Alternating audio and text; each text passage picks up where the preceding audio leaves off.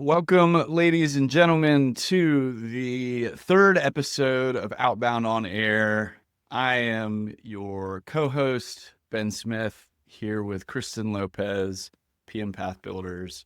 We are excited today to keep talking about a very important topic as it relates to sales and outbound, and that is mindset. Kristen, we have a really exciting topic. It's something that everyone loves talking about, everyone loves thinking about. Let's tell the people what it is. Absolutely. We are going on our continuation of mindset, and specifically, we are going to focus on rejection and failure. Boom, boom, boom. Big topics that come up every day that you could probably, find a lot of people's perspectives on how to get over it, how to get through it. But I am excited to talk about this with you because I think that we have a pretty good perspective coming into this. And so, Ben, I'm going to kick this off with a question to you. How do you deal with rejection? Let's just start. How do you deal with it? Yeah, if you haven't faced rejection in sales, you haven't been doing it very long. You're probably in your first week, maybe first day. This is just a reality of being in sales, right? And I think for a lot of people that aren't in sales, right, they have this image of salespeople like do whatever they want. They play by their own rules. They take off work whenever they feel like it. It's so easy, right? But the reality is the upside, as great as it is, the flexibility, the free, all of that stuff, the trade-off is the rejection and the failure and being told no more than you're told yes most of the time, right? I know some of you have incredible products where, you're closing 75, 80% of your Wow, deals. that must be nice. That's cool. Really, really fun. But for the reality for the most part is that you're going to get rejected, right? And so I think over time, right, 14 years in sales for me, one of the things that I've learned is that with rejection is very personal. Everybody handles it differently. There are people that are just stone cold killers that laugh when they get told no, like they whatever, great, on to the next one. And that's awesome if that's your mindset. Curious, what are some of the things that come to mind for you, over your career, what you've seen and how you've handled it? Yeah, that's good. I think that for me, I kind of break it down into these two pieces, right? There's two different types of rejection here. There's the one where they're telling you to your face, no, Ben, I don't want to work with you. I'm sorry, or to your ear, right? Where however you're doing it, right? They're just telling you, I don't want to work with you. And then there's the people that just go ghost and you're just kind of left there thinking, what did I do wrong? How did I do that? And for me, those stick with me longer than the people that just straight up tell me no. I respect the people that are like, no, this isn't a good fit. This isn't going to work, or don't ever call me again. I even have more respect for those people. The ones that just kind of silently fade out, those stick with me for a long time to think of like, what did I do wrong? What could I have done differently? There's deals still to this day from many, many years past where I'm like, I could have won that. Like I should have won that deal. And they didn't tell me anything. Like there was no closed loop there. So for me, rejection, I kind of split it into those two buckets. And I think that one of the biggest things that people have told me, or not told me, but that I had to realize was when somebody is rejecting me in this sales context, they are not rejecting me as a person. They are rejecting the product that I am selling. And that to me was really, really hard to swallow early in my career. I mean, like as a 20-year-old kid and you're just like out there and people are telling you no, you're like, I'm wrong. I'm bad. Something is wrong with me. But separating that in your mind to being like, no, it is not me, the individual selling. Are there things I could do differently? Sure. Are there things I can learn from? Yes. But I am not inherently doing anything wrong. The product that I'm selling is not a fit for this person. And for me, being able to distinguish that in my brain helped me to be able to handle rejection a bit better because I was not very good at it. And I would get stuck in this cycle of then not being able to go out and sell because I would just be thinking about all of the things that I did wrong and how I am not good at this. Am I doing this? And I think that's where we lose a lot of people in sales is on this mental toughness piece. How can we come in and how can we stay mentally sharp? And for me, it was that separation and segmentation between me as the person and the product that I am selling. And me as the product, they're not rejecting me.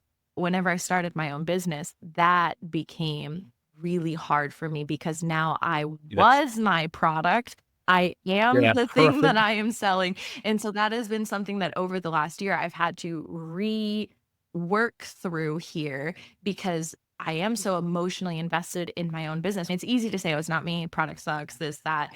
It's easy to separate it. But when it's my own business, it's harder. Like it's a Mhm. lot harder because I am so emotionally invested in it. So for me, handling rejection over the last year has been another hurdle that I have had to overcome there. So I'm curious from you, Ben, as you are getting in and you're working with people, or you personally, right? However you want to take this question, how do you start to work with people on how to handle that? Like what is the mindset that we go into? Is it something we handle at the beginning? How do you start to work with people to go through this? Yeah. Well, I think what you said is really good and accurate, right? And as salespeople, it's hard not to place your own self-worth in the results that you produce, right? Mhm. There was a sales guy that I really looked up to and still look up to, who spoke at, one of our Second Nature summer sales events. The whole topic of his presentation to our team was, you are not your number, Mm. right? Like your self-worth is a lot more than just, the number that gets put on the KPI sheet of the results that you had. So I think that is a really important piece of this too. And it kind of adds a human element to it. To go to the flip side, the non-human element of it is like, look, you have to recognize that sales is a numbers Mhm. game, right? And I think different points in my career, this has sort of been hard to wrap my head around because I don't think in formulas. Like that's not the way that I think about sales really. There's so many variables. But there is something comforting in understanding your numbers and how that relates to what it takes to be successful. The simplest example I can give is this. You know, for most people, you think about, okay, I talked to this many people, right, this month, and I was able to send out this many contracts as a result of those conversations, and I closed this many doors, right?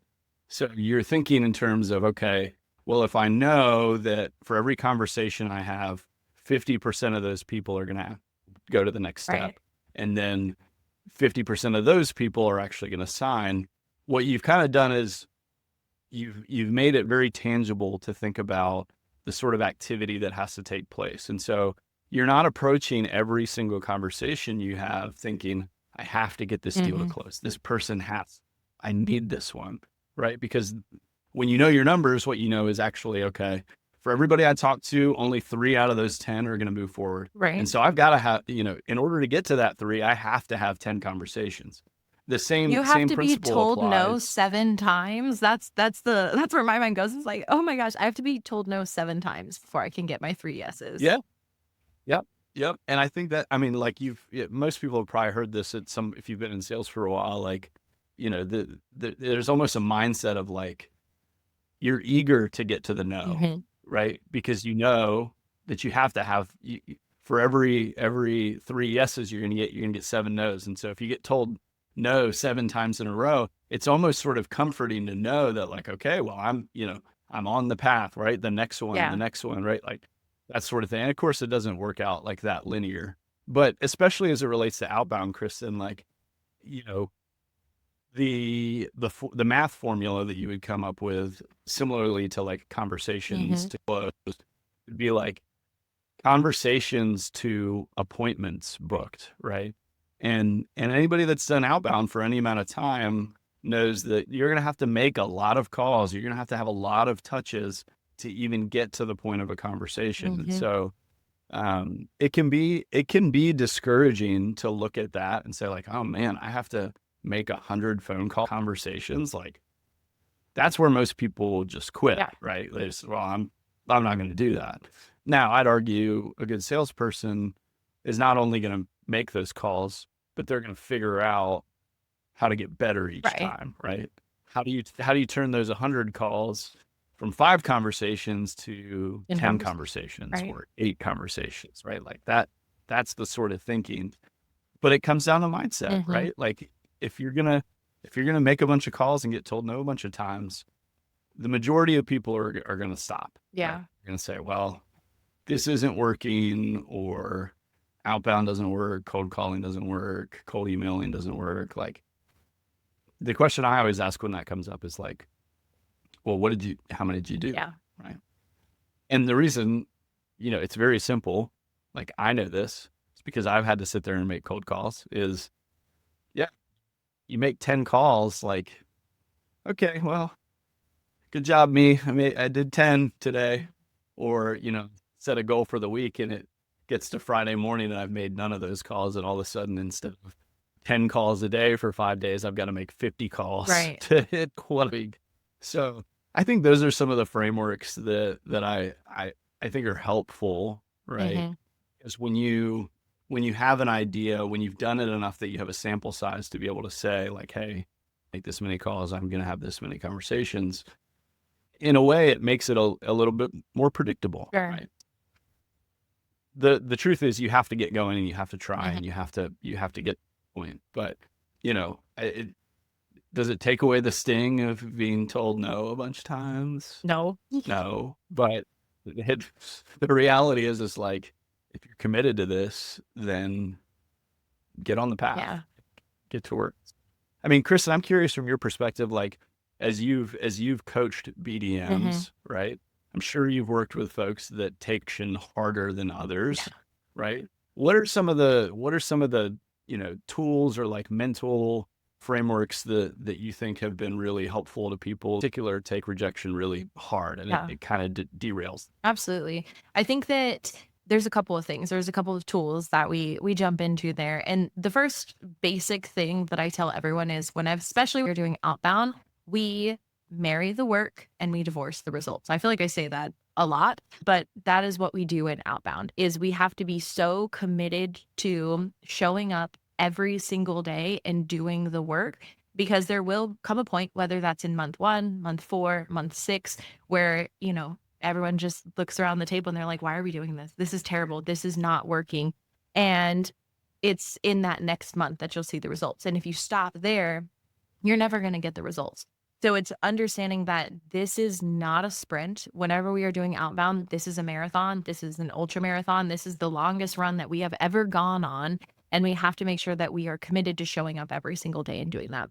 So for me, moving the success metric a little bit, like you were talking about, Mm. of calls to appointments to whatever that next step is, I want us to set a conversation goal. That is always my first goal that we set here is how many Yeah. conversations do we want to have a day? I don't care how many calls you make because you can make 100 calls and nobody answers.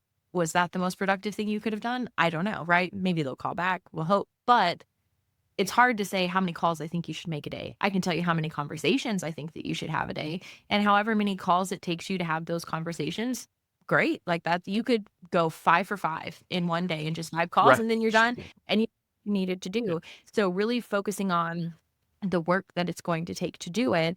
And so that's where we want to focus, right? So just defining that success metric of what we want to see and making it rooted in something that we can control. Whenever it's uncontrollable, for me, it's like, oh, I was talking to a team earlier this week. They're like, oh, we want to have 50 appointments in 2 weeks. And I was like, you are going to feel like a failure in 2 weeks because unless you are just cranking out 5 million calls, good luck. Like I had to have it came out nicer whenever I said it, walking them through it. But it's like moving that Sure, success yeah. metric of what is it that we want to see that's going to then lead us to the results that we want to give. So really Mhm. defining what it is that we're working on, because if we can stay focused on hitting that goal every single day of mine is always number of conversations. I'm curious to hear how you look at that, but number of conversations a day. And when I first started dialing, it was 20 conversations a day. And sometimes that would take me 2 hours in the morning. And sometimes that would take me 10 hours a day to get those 20 conversations in every single day. And I had a tracker and I had to write down every conversation that I had so then I could keep track of where it was. And whenever I got in that habit of the 20 conversations, our team started growing exponentially because I was doing the work. And while some people it took me 7 months to nurture, that's fine. It started with that call. So that's one piece of it. And then the other one is like really flipping my mindset of how can I help someone? How I am here, I am making this call not to meet my quota, but because I'm going to go out and I'm going to have 20 conversations to find the 5 people that actually need help with this. Because there are people, Yeah. no matter what service you're selling, that need you, that have a pain point, that have something that they're trying to figure out, or they're trying to learn, or they're trying to grow, whatever it is. And my product can help them. And so, how can I go find these people? How can I search for those conversations? And then the people that it's not a fit for, well, they're not the ones I was looking for. Right. And so, just kind of putting that mindset into that, like, go giver, into that, like, helpful, I am here to assist, I'm here to add value, I'm here to help you. That takes some of that burden off of quota of all of these things, because now I'm fueling it with, I don't know what the word is, but like what I can bring to the world, what change I can make. That may sound like really woo woo or like philosophical, but that is where the mindset has to go for me. And that's what trying to find with people. Is it, do we need to, do they have that mindset kind of where it's like, I need to show you that you're actually bringing value here and you're not wasting people's time. You are not bothering them. You are not doing these things. You're trying to help people. Is it that mindset shift we need to make? Or are you just like a machine and you're trying to get these really big results and we have to taper them down just a little bit? Yeah. Yeah. I think that's a couple of thoughts Mhm. come to mind there. Like, as far as like conversations had, right? Like setting that as the target. Like, I think that's a great way to think about it, especially when you're early on in this, right? Because part of, I mean, this is just, it doesn't matter whether you're talking about cold calling or playing a sport, or like, you have to get reps in, Right. right? And so what you're going to find over time is that you get better and better at getting to the conversation, Right. right? And even a little thing like, maybe you change your opener, right? From something that's very like pitchy to like something that actually is unique and grabs someone's Right. attention. We know that we're going to get voicemail a ton, right? We don't have any control over that. But when somebody picks up the phone and we've got that 8 or 10 seconds to grab their attention, we're getting better and being able to say something that's more effective. Now, all of a sudden, to get to 5 conversations, it takes 50 calls instead of 100. There's that handful of people that we were able to grab that we weren't before. And so the repetition is just, unfortunately, it's the reality of Right. it, right? Kristen, you know how much I love playing golf. Like, that is one of my favorite things in the world. Like, if I'm going out to play golf and I haven't hit a ball in a few weeks or in a month, like, my expectation is not that I'm going to go shoot the best round I've ever Right. had. That could happen. I could totally get lucky and just have an awesome day. But the reality is that if I'm not getting the reps in, if I'm not practicing, it's not going to go as well as it could. So I think that's absolutely true. And again, back to what we talked about before, most people, they don't stick with it long enough to get to that point where they actually start getting really good. I think that's just the reality of the situation. On your second point around value, one of the things, like, when I back at Filter Easy days, managed a team of SDRs that we had, it was kind of an external group that we hired to make cold calls for us, and I would go train them. And one of the things that I found that I constantly had to be like redirecting that team on, you are not calling to make a sale, right? Like, Right. you don't need to understand everything about the product. Mhm. You don't, they would ask me all these really tactical questions about how the filter program worked and all this. I would just say, you don't need to you don't need to know that. And it's a mindset thing to think about it as, I'm trying to provide enough value to this person in this brief conversation that it warrants the next Right. conversation. And that's it. And the next conversation might not be for 6 months, or it might not ever happen, right? But that is, you don't have to worry about that, because the goal is the next conversation. So I think that's as far as expectation setting goes, Right. that part is really critical too, because if you're picking up the phone thinking, my goal here is to make a sale, that's going to reflect in the things that you say and the way that Absolutely. you act. So I think that's a really important shift that not everybody thinks about. So That's good. I think about that in the same way. The goal of the first call is to have a second call, and the goal of the second call is to have the third call. Because if the goal is a signed deal, yeah, you're going to come off really aggressive maybe, or just desperate, I think more so, because it's like, I've talked to you for 5 seconds and now you expect me to sign a contract. That's very scammy. Like, that feels not correct. Yeah. Yeah, absolutely. Yeah. I think, you know, another thing, like just to kind of put a bow on what we're talking about, Kristen, as it relates to being rejected, is, you know, I think you have to accept as a salesperson that you're going to be, I think your point about, hey, it's not about you. Mm-hmm. Like, sure, there's things you could have done better, but you have to look at every rejection as an opportunity to learn, Absolutely. right? And see what you did differently. I've got a couple of those deals too across careers that like just stick in my brain, but they stick in my brain because I learned so much Right. from what happened. And if I was to encounter the same situation again, I would handle that. If I didn't experience that rejection, then I wouldn't have learned those things. So Yeah. that's really important. There's another kind of thing I want to talk about here as it relates to rejection is, you know, the dreaded slump, right? Like the cold streak. So not just rejection, but like rejection that's happening a lot and is kind of is an Mm-hmm. outlier, normal results. I listen, I think a lot of you, Kristen. I think you're a great salesperson. I think you're wonderful. You've probably never gone through a slump before, have you? Yeah. Yes. Okay. All right. You're human after all. You're Yes. human after I all. think I think that any salesperson experiences, and if you're not, I would love to talk to you. Like, how do you how do you stay Yeah, slumpless? That's me awesome. too. No, slumps happen. I mean, they happen all the time. They happen still. I don't think that you can ever be immune from a slump. I think that how you get over that is different for different people. I think that there are some folks who can just work through it and they can just show up and stay consistent. But no, my brain sometimes is not very kind, and it reverts back to that I am doing Mm. something wrong instead of, again, the positive mindset that Yeah. I try to stay in there. And with the slump, for me personally, what I have to do is just take a small break. Like, I have to take a small break to hype myself back up, figure out, okay, look at what I'm doing. What are the things, break it down again. What can I control? What can I not control? And just focus back in.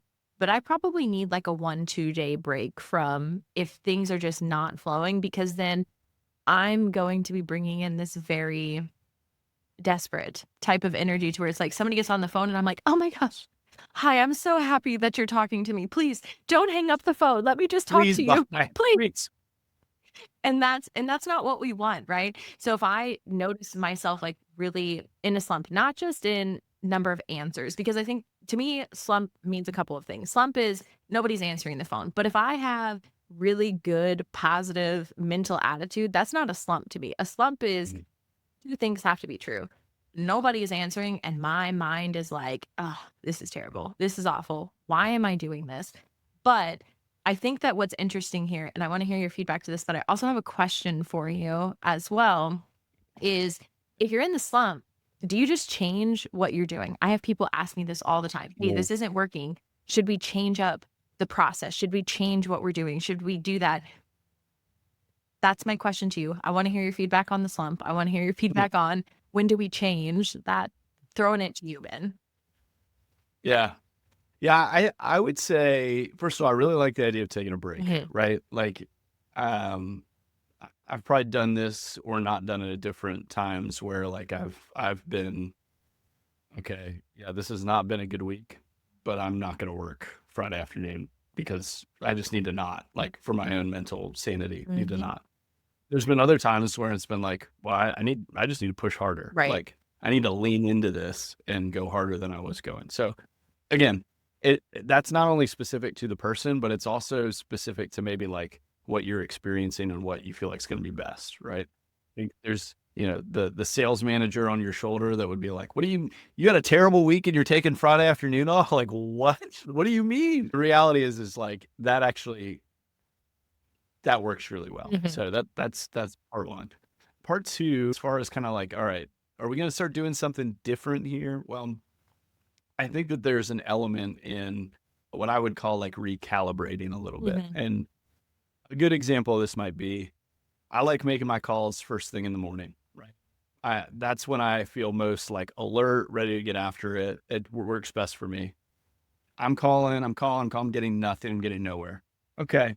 Well, yeah, maybe what I need to do is try to call at the end of the day, right? I need to make my calls at 4 o'clock, right? Rather than 8 or 9 a.m. Like, I think there is an element of it can be helpful to tweak your tactics a little bit.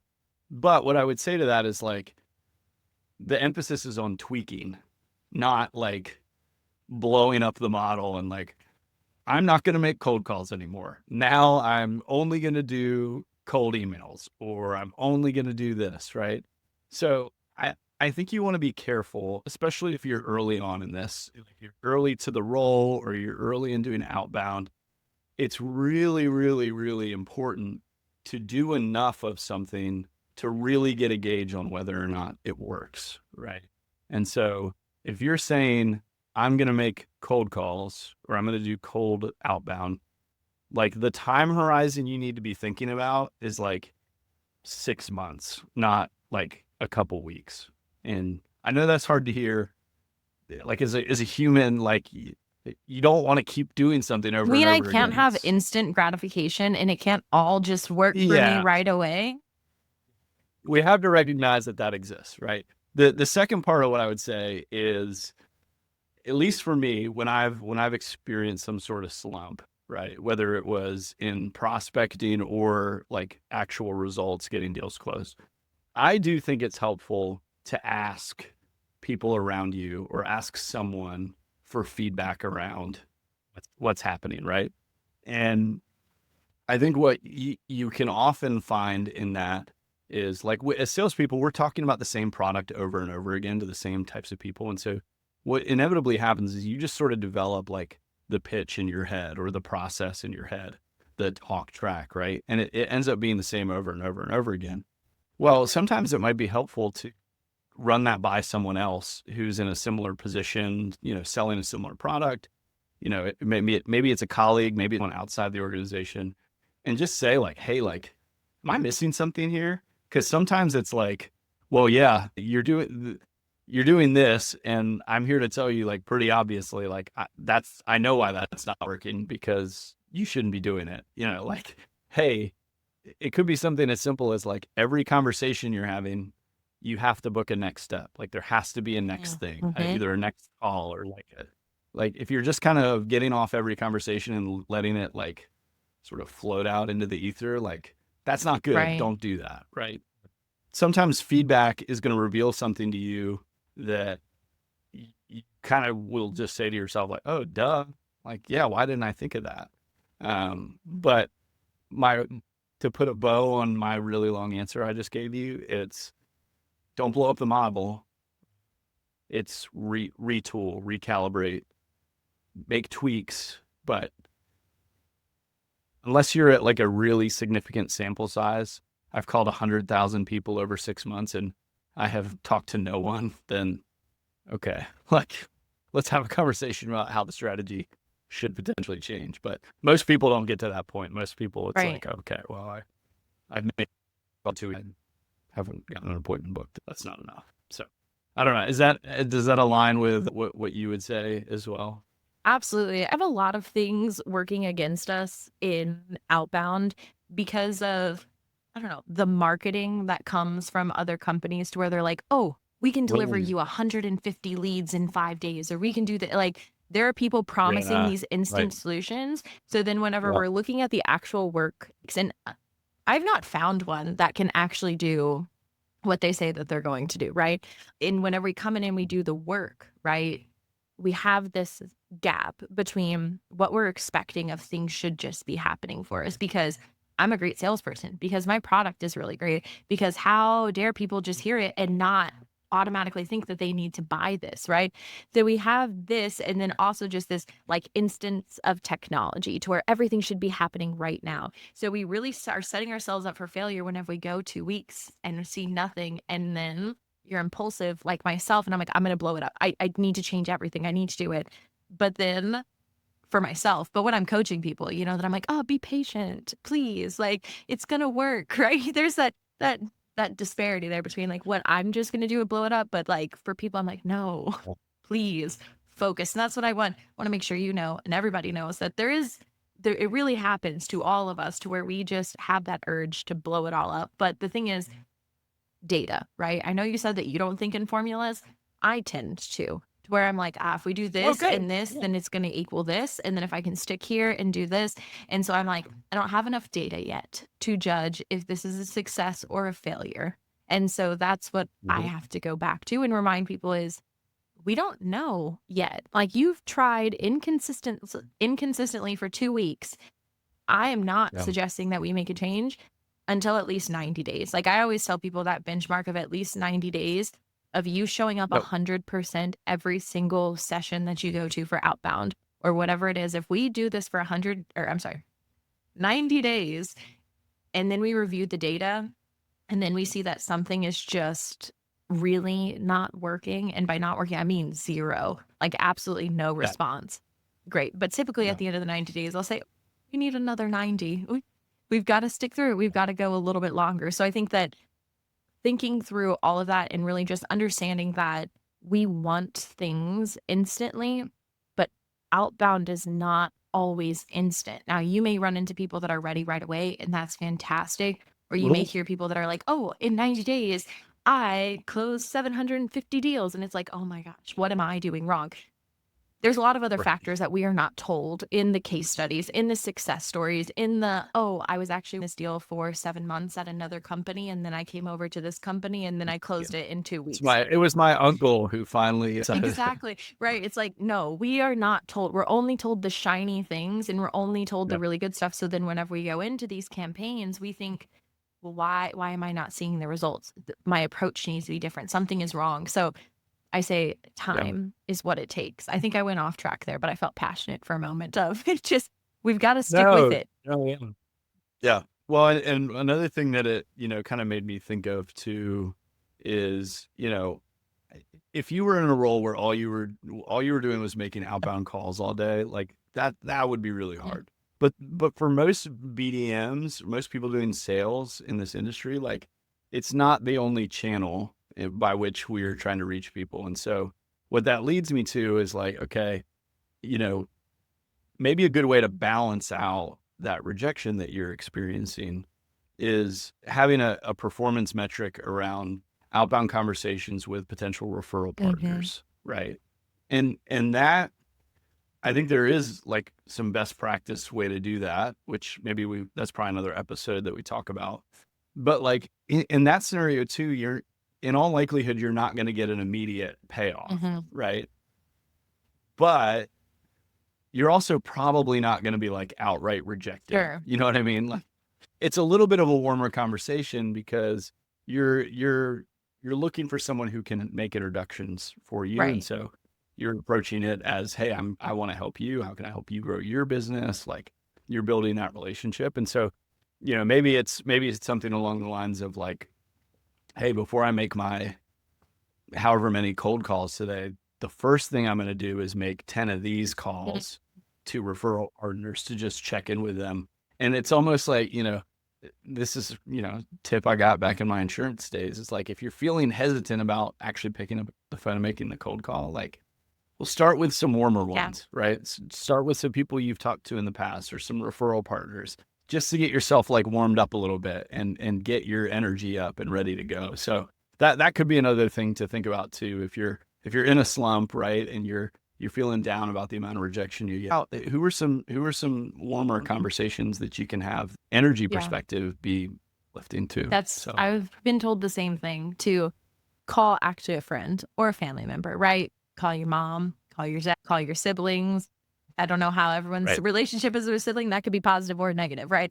But call somebody who makes you laugh, who gets you excited, who has you ready to go for the day. And that, to me, is a great way to start off a outbound session, is with a good conversation. Whether that may be closing a deal. Like as you're saying that, I was like, oh, how much better would my outbound calls have been if I started like with a closed deal and then went into them like, right. Is, I'm not getting enough leads, right? And where my mind's from the salesperson's perspective is it's almost like mentality around what's available to me, what I could work, right? Like I don't have control to me, right? It's oh, there's not enough inbound happening. I'm curious, like as you've talked to BDMs, like how do you kind of shift that mindset away from, you know, oh, kind of almost woe is me, right? Like I've been there too. I'm not trying to like throw shade at anybody. Like I think every salesperson, like one of the things I think that happens in a slump a lot of times is you sort of make excuses for things that are outside of your control. I'm curious, like from a mentality standpoint, is there a way that you kind of help people shift away from blame? Hey, I'm not getting enough of this, or these people aren't smart enough to see the value in my product. No, I mean, like just that kind of immediately going to things that are outside of the control. What are maybe some helpful ways of thinking to point people towards? That that's a great question. I'm trying to think of a really good that because my initial thought, Ben, is I just tell them to get up. I'm like, come on now, just get over it. Well, Let's yeah, I move on. mean, yeah. There's a more eloquent way to go about it. But I think that some of it has to come down to really looking at what have we done? Where are we at?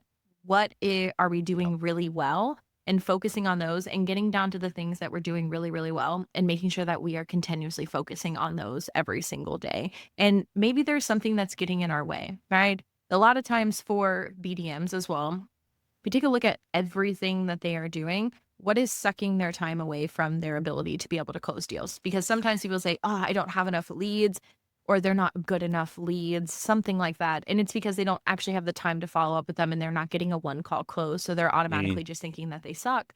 And the reason that they're doing that is because they're spending 80% of their time elsewhere. We try to look in to see where is your time going? What's happening here? But then also just taking a look at sales process. How is everything going? What is it that we're doing? And really making sure that we're focusing in.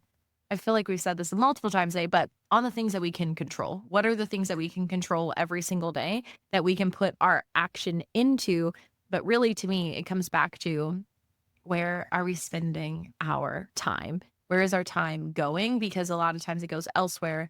And then because people are not closing on our schedule, whenever we think that they should close, we're discounting them as bad, or we're saying we don't have enough of, yeah, you don't have enough people that want to close in one day. Oh my gosh, I'm so shocked at that. Like, you're getting enough leads and it's just they're not closing whenever you want them to close. So really just kind of reframing, focusing in on the things that they can control and then making sure that we can remove anything from their plate that is standing in the way of their ability to be able to follow up with people.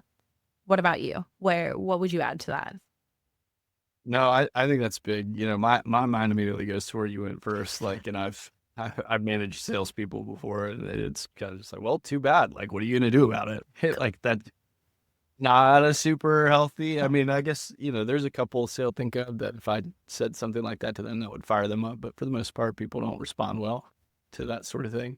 But yeah, I think you're right around like this idea of like what can we control, and also like we all have a perception of what's happening and how we spend our time and what the problem is. And what I've experienced is that oftentimes it's not reality, Right. right? Like, if somebody were to come to you and say, like, gosh, I'm just, I don't, I need more leads, right? And then you start talking, you dig a little deeper and you find out, oh, well, sure. Yes, you may need more leads. That's true.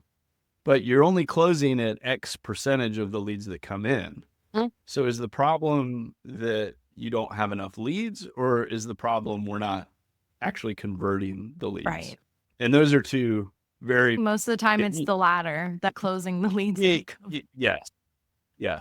Yeah. And so in that case, actually getting you more leads is not going to produce a much better result, because if you only close 1 out of every 10, then getting you 10 more is really only getting you one more close one deal, right? So like that, I think that piece of it is really true. To the time management piece as well, I think everybody it's human nature probably, right? Like when I get on with you, Kristen, and I say, "Hey, how's it going?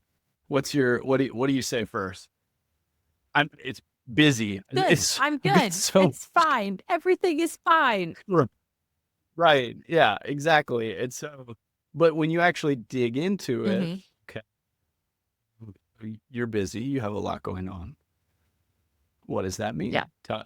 Tell me more about that. And to your point, right? Like if we start digging into that and we're finding that, oh, well, okay, well, actually, this other thing is taking up so much time that you're not able to do the other things well, then that's really the problem. The problem is not a lack of leads, or the problem is not that the leads stink.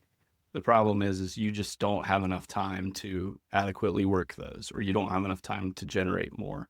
And so I think that it takes a lot of self-awareness, like, Or a coach.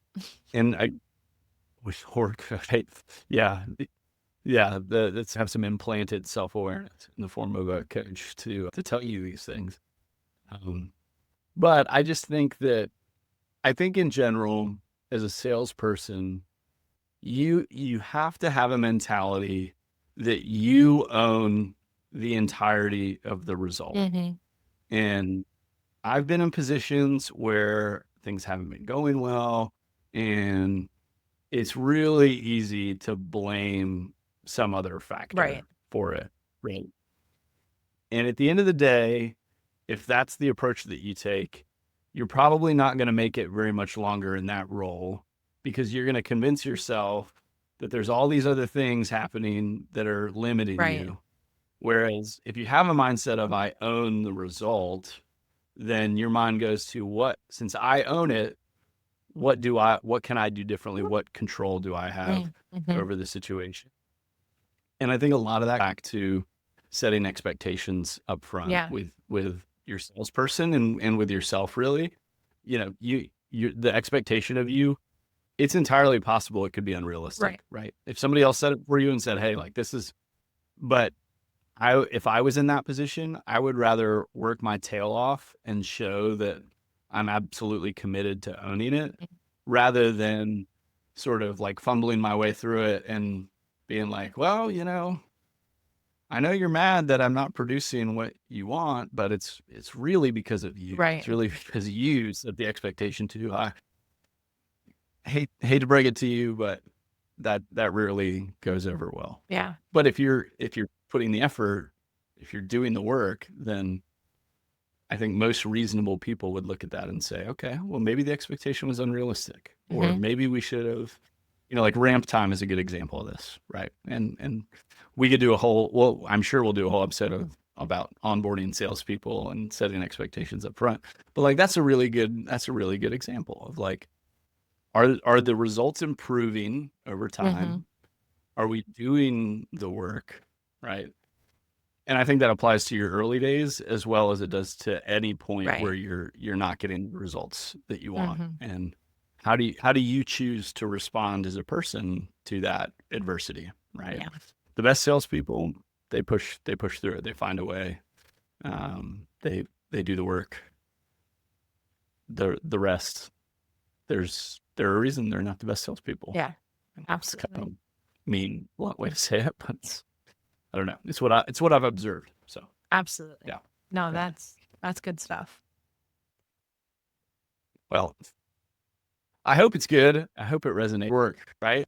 It's not for everyone. No. It's just not. It's just not. No. I think it takes oh, I'm sorry. Go ahead, Ben. Well, I was just gonna ask you, like, as it relates to mentality around this stuff, what are there ways that you have kind of found to sharpen the saw over time? What are the ways that you've been able to keep your head in the game when you've hit those when you've hit those points? Yeah, absolutely. For me, there's a couple of things. I realized that I work well off of like inspiration. I'm not going to say motivation, because motivation comes from, you doing all the stuff, but being inspired by something really puts me into action. So for me, things that inspire me are books and coaches, right? Having a coach and reading books, like those to me are things that help me to Yeah. stay locked in there and to keep moving forward. Because if I get stuck in my own little bubble here in thinking that either I know everything and I don't need help, or there's nothing that anyone can teach me. Because I've been there. That was a big slump for me, and I wasn't producing is because I wasn't taking in, I wasn't learning things, I wasn't listening. So having some of those things pointed out. So for me, staying sharp in sales is making sure that I stay inspired and that I feel good about what it is that I am doing. Those would probably be like the two things that I do, and have somebody that calls me out on my stuff, right? Somebody that's like, hey, this was not good. Like this, I had a call a couple of weeks ago that I thought was like one of my best calls, and then ran it by coach, and he was like, you missed, like you were not listening, like you felt like you were pitching, and like going back and like pausing and listening to it and like, oh, you got pitch breath right there, like you just went in and that you did not listen. And I was like, okay, right, perfect. And so that is where you stay, where for me personally, stay sharp. I need somebody who's going to help to ensure that I stay sharp. Otherwise I'm going to get in my own head and be, I'm fine. No. Everything's fine. These results, it's all the people. It's nothing to do with me. So that's reading, staying inspired, being told when things need to be corrected. That for me is the biggest ways to stay sharp. What about you? Yeah, I definitely agree. Like being able to lean on other people to, like they're even, there are a group of people believe in me. And so sometimes you just need to pick up the phone and call that person and catch up with them, Right. and tell them where you're at and get some encouragement. I mean, that's especially like a solo salesperson within an organization. Oh, that's important. A bit of a team of other salespeople, and everybody's kind of pushing each other to get better.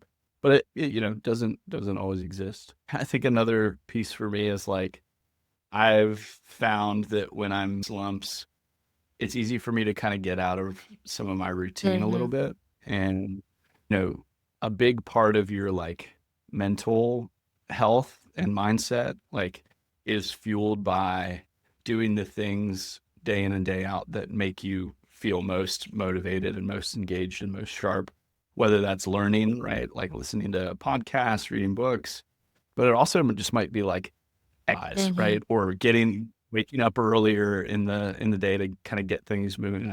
I feel like we talked about this on, a past episode, but like for me, it's really important that I get up pretty early, because when 7 a.m. hits and all three of my kids are up and it's just like chaos getting ready for school, like I need that time before that happens. Right. My day starts right at 7 when theirs starts. It's a very different day. Yeah. You know what I mean?